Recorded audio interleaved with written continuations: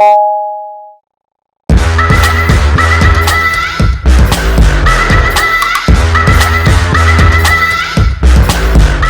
देख रहे हैं समाचार विश्लेषण पर। मैं हूं रतिकांत सुमन और समाचार विश्लेषण पर आज मैं जो पश्चिम बंगाल में जो एक कानून पास हुआ है, जो कि कानून जो विधानसभा में पास की गई है, उसमें जो है टीएमसी के नेता और जो बीजेपी ने मिलकर के उसे पास किया है, उसमें जो है क्या क्या लूज फॉल्स हैं उसे मैं बताऊंगा और इससे क्या होगा उसके बारे में बताऊंगा।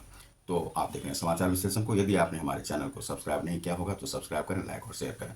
तो दोस्तों, आप जो टीएमसी के द्वारा बार बार देख रहे हैं कि डॉक्टरों को बचाने का प्रयास किया जा रहा है, वहाँ पर पुलिस जो है अच्छी तरह से कार्य नहीं कर रही है, लगातार जो है सो जन आंदोलन बढ़ता जा रहा है और उस बालिका जो अभया जिसको नाम दिया गया है, उसके जो उसके मृत्यु और रेप कांड पर जो बवाल मचा हुआ है, उससे बचने के लिए ममता बनर्जी ने एक कानून को पास किया है। हालांकि यह कानून पास करने की कोई आवश्यकता नहीं थी।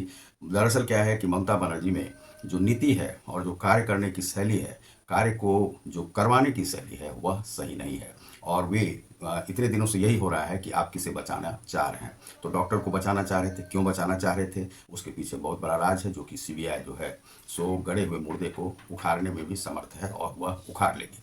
और अब जो है 4-4 लोग उसमें पकड़े गए हैं और भी लोग पकड़े जाएंगे और उनका जो है पॉलीग्राफिक टेस्ट होगा। लेकिन पॉलीग्राफिक टेस्ट जो है आजकल उतना जो है कारगर नहीं है। आपकी जो खोजबीन है वह इतना सटीक होना चाहिए, साइंस बेस्ड होना चाहिए कि आप उस पर कह सकें, और मनोवैज्ञानिक टेस्ट उससे ज़्यादा जरूरी है। और दूसरा है कि कार्यशैली की जो पद्धति जहाँ पर भी लगे कि इस प्रकार का नशाखोरी हो रहा है, रेप हो रहा है, मर्डर हो रहा है, वे जो कार्य करने वाले लोग हैं, सबसे पहले तो उन्हें डिस्चार्ज कर देना चाहिए, नौकरी से बर्खास्त कर देना चाहिए। बर्खास्त करने के बाद उन्हें जेल की हवा खानी चाहिए। और वह जो है बाउंसर प्राइवेट रखे हुए थे, जो कि आप देखेंगे उस डॉक्टर के पीछे हमेशा खड़े रहते हैं।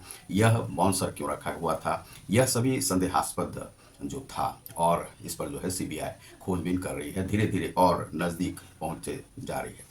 अब इसमें नया नाम एक आ रहा है कमिश्नर का, दूसरा वह घूमते घूमते वह जो है ममता बनर्जी तक भी जाएगा, क्योंकि ममता बनर्जी ने बचाने का प्रयास किया है। ममता बनर्जी एक अच्छी नेता साबित हो सकती थी, लेकिन यहाँ पर वह फंस गई हैं और इस केस में वह बचाने के चक्कर में अपना भी भविष्य जो है दांव पर लगा दिया है।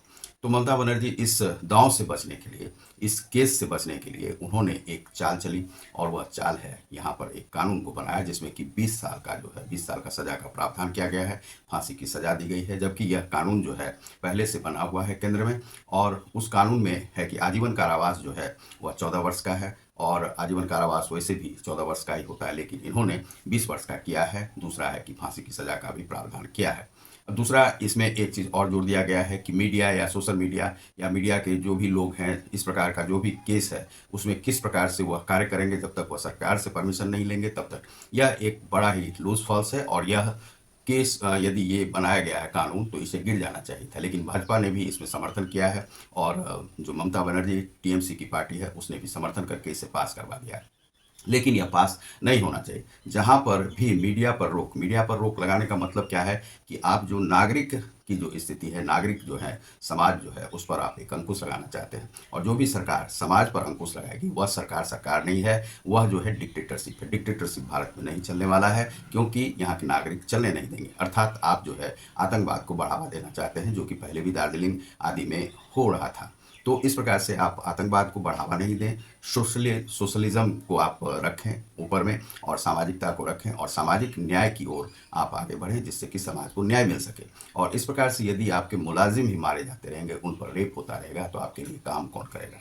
और यह जो है एक व्यवस्था होती है, सिस्टम होता है, जिसके तहत जो है लोग आपके लिए कार्य करते हैं। लेकिन आप जब इसी प्रकार से मर्डर होते रहेगा और उन जो मर्डरर हैं उन्हें बचाते रहेंगे, तो आप किसी भी प्रकार का मुख्यमंत्री या प्रधानमंत्री या किसी भी प्रकार का जो आप यदि शासकीय वर्ग में हैं, तो कोई भी आपका पद जो है सो शोभा नहीं देता है देश के लिए। तो यह जो है आपने कानून बनाया है, लेकिन आपने मीडिया, सोशल मीडिया, इस पर जो है अंकुश लगाने का प्रयास किया, इसलिए आपका यह कानून जो है सही नहीं है। भाजपा ने भी यदि समर्थन किया है तो यह गलत है। तो आप देख रहे हैं समाचार विश्लेषण को। मैं हूं रतिकांत सुमन, बहुत बहुत धन्यवाद, नमस्कार।